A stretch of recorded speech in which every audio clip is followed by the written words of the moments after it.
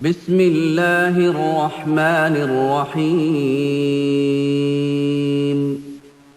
إن في خلق السماوات والأرض واختلاف الليل والنهار لآيات لأولي الألباب الذين يذكرون الله قياما وقعودا وعلى جنوبهم ويتفكرون في خلق السماوات والأرض ربنا ما خلقت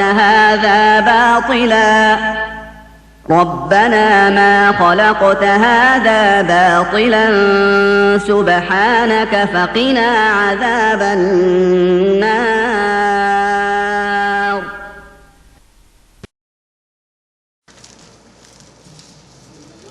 السلام علیکم ورحمۃ اللہ وبرکاتہ. الحمدللہ رب العالمین والصلاۃ والسلام علی نبی کریم. محترم دوستو اور دینی بھائیوں، میں آپ سب کو جالیات و ثنائیہ اور اردو کمیٹی کی جانب سے خوش آمدید کرتا ہوں. آج بتاریخ 25 ذوالقعدہ 1427 ہجری مطابق 16 نومبر 2006 بروز جمعرات اس دینی مجلس کا اہتمام کیا گیا ہے. اس کا موضوع ہے اتحاد امت، اور اس مجلس کو مخاطب فرمائیں گے جناب شیخ حفاظت اللہ عنایت اللہ، جو جامع سلفیہ بنارس سے فارغ و تحصیل ہے اور اسی جالیات کے اندر مستقل داعی کی حیثیت سے خدمات انجام دے رہے ہیں. آج کے اس آزمائشی دور میں ہر مسلمان، چاہے وہ کسی بھی مسلک سے یا کسی بھی طبقے سے تعلق رکھتا ہو، خواہش یہ ہوتی ہے کہ امت ایک ہو جائے اور ایک ایسی طاقت بن کے ابھرے جیسے خلفائے راشدین کے زمانے میں تھی. کیا اللہ نے ہم کو ٹولیوں میں بانٹا ہے؟ ہم کیوں ایسی امت بن کر نہیں ابھرتے؟ کیا ہم کو اللہ نے بانٹا ہے؟ اگر ہم لوگ خود بڑھ گئے ہیں تو کیا اللہ نے ہمیں جوڑنے کا کوئی راستہ رکھا ہے؟ کیا ایک ہونے کا جذبہ ہمارے اندر موجود ہے؟ کیا ہم اللہ کے بتائے ہوئے حل کو قبول کرنے تیار ہیں؟ ایسے کئی سوالات ہمارے ذہنوں میں دن و رات اٹھتے ہیں. آئیے ان سوالات کا حل جاننے کے لیے ہم شیخ صاحب سے گزارش کرتے ہیں کہ قرآن اور حدیث کی روشنی میں اس موضوع پر تفصیلی وضاحت کریں.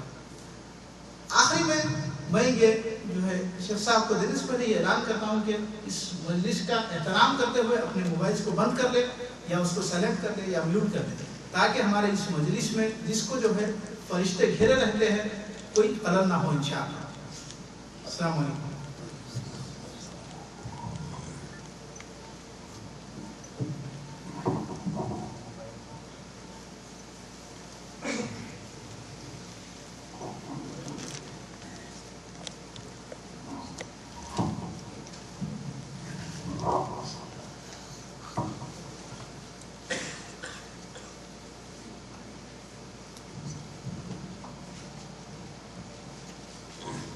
السلام علیکم ورحمۃ اللہ وبرکاتہ. الحمدللہ رب العالمین والصلاة والسلام علی رسولہ الامین وعلی آلہ واصحابہ اجمعین، اما بعد. فاعوذ باللہ من الشیطان الرجیم. بسم اللہ الرحمن الرحیم. واعتصموا بحبل الله جميعا ولا تفرقوا واذكروا نعمة الله عليكم إذ كنتم أعداء فألف بين قلوبكم فأصبحتم بنعمته إخوانا.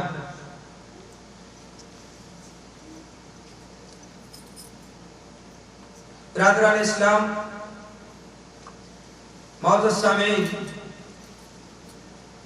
اللہ رب العالمین احکم الحاکمین کا بہت بڑا کرم ہے کہ اس نے ہمیں اور آپ کو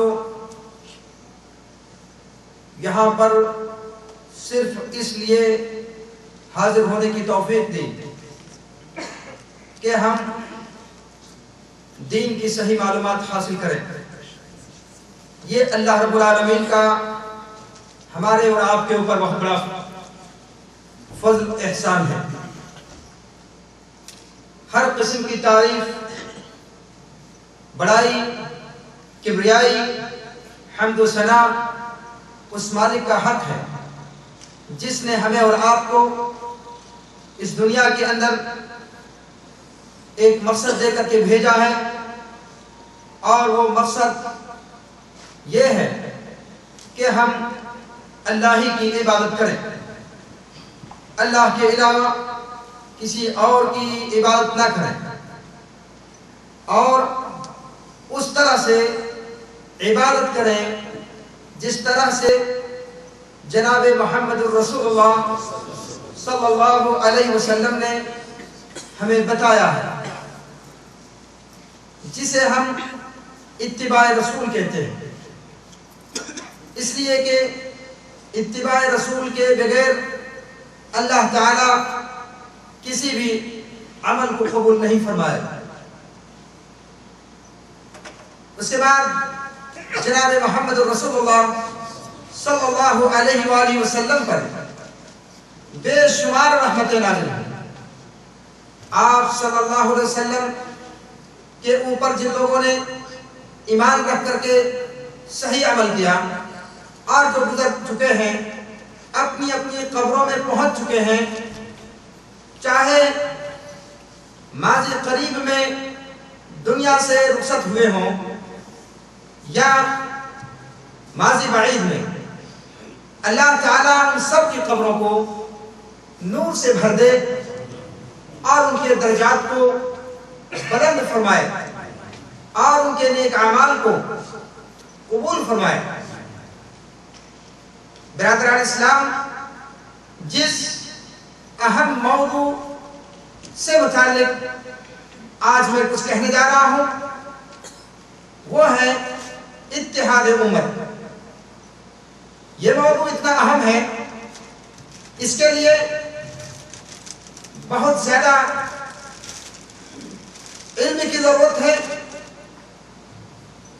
موضوع کی اہمیت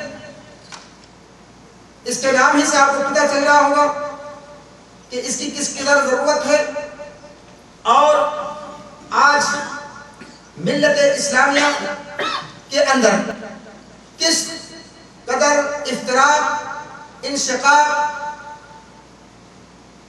اختلاف، یہ ساری چیزیں موجود ہیں۔ اللہ رب العالمین نے قرآن مجید کو نازل فرما کر اور جناب محمد رسول اللہ صلی اللہ علیہ وسلم کو بھیج کر کے ہمیں اس بات کا سبق دیا ہے کہ تم ایک اور نیک بنو، تمہارا نبی ایک ہے، تمہارا دین ایک ہے، قرآن ایک ہے، قبلہ ایک ہے، اور تمہارا رب ایک ہے۔ اس صورت میں یقینی طور پر اتحاد ہونا انتہائی ضروری ہے۔ ایک موقع پر اللہ کے نبی صلی اللہ علیہ وسلم نے، غالباً یہ موقع حجۃ الوداع کا تھا، آپ صلی اللہ علیہ وسلم صحابہ کرام کے سامنے خطبہ دے رہے تھے، اور یہ خطبہ اس کے بعد آپ نے عرفات میں کبھی خطبہ نہیں دیا، اس لیے کہ اس کے بعد آپ دنیا سے رخصت ہو جاتے ہیں۔ آپ کا خطبہ یہ تھا کہ لوگوں، تم سب کا رب ایک ہے، مطلب تم سب ایک رب، ایک ہی رب تمہارے لیے ہے، اور ایک رب کا تم سب غلام ہو۔ الا ان ربکم واحد لا فضل لعربی على عجمی ولا لعجمی على عربی ولا لاسود على احمر ولا لاحمر على اسود الا بالتقوى۔ جناب محمد رسول اللہ صلی اللہ علیہ وسلم نے صحابہ کے سامنے اس اہم نقطے کو بیان فرمایا۔ میرے صحابیوں، اس بات کو ذہن نشین کر لو، الا ان ربکم واحد، تم سب کا رب ایک ہے، ایک مالک کے فضل لعربی علی عجمی، کسی عربی کو عجمی پر کوئی فضیلت حاصل نہیں، کسی عجمی کو عربی پر فضیلت حاصل نہیں، کسی کالے کو گورے پر فضیلت حاصل نہیں، کسی گورے کو کالے پر، اسی طریقے سے کسی کالے کو کسی گورے کے اوپر کوئی فضیلت حاصل نہیں، الا بالتقوی، مگر ہاں تقوی کی بنیاد پر اور اللہ کے علم میں ہے کہ تقوی کس کے اندر کس قدر ہے۔ یہ آپ کے دلوں میں جو تقوی ہے یہ اللہ کے علم میں ہے، اور قیامت کے روز پتہ چلے گا کہ کس آدمی کا تقوی کس حد تک ہے، کون کس طرح سے اللہ سے ڈرتا تھا، کس نے رسول کی تابعداری کی، کس نے اللہ کی باتوں کو مانا، کس نے رب کو رب مانا، کس نے محمد صلی اللہ علیہ وسلم کی رسالت کو قبول کر کے جس طرح اللہ کے نبی صلی اللہ علیہ وسلم نے حکم دیا ویسے ہی عمل کیا۔ یہ تقوی کی جہاں تک بات ہے، رب کے علاوہ کوئی نہیں جانتا، کسی آدمی کے بارے میں کوئی نہیں کہہ سکتا کہ یہ حقیقی معنوں میں متقی ہے، اس لیے دل کی بات تو اللہ ہی جانتا ہے۔ تو اللہ نے فرمایا قرآن مجید کے اندر اس بات کو بھی واضح کیا۔